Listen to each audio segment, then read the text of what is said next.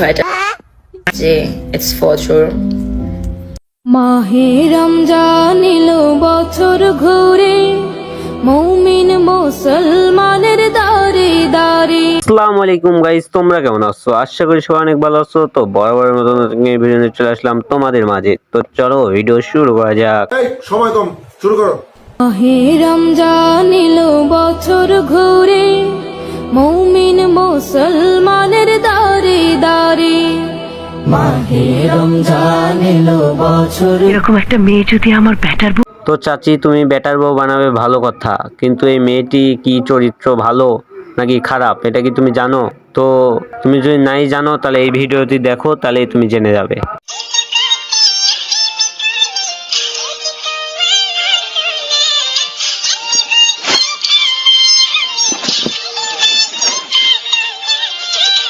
তো চাচি, এখনো কি তুমি এই মেয়েটাকে তোমার বেটার বউ বানাবে এই ভিডিও দেখার পরেও?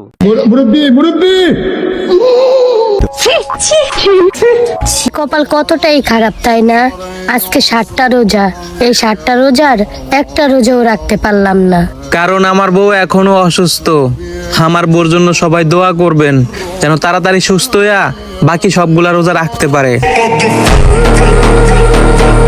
সবই ঠিকই আছে, তোমার স্ত্রী অসুস্থ, রোজা রাখতে পারেনি 7টি, তুমি দোয়া চাইছো সবার কাছে, বুঝলাম, কিন্তু লাস্টে গিয়ে এরকম করার কি দরকার ছিল?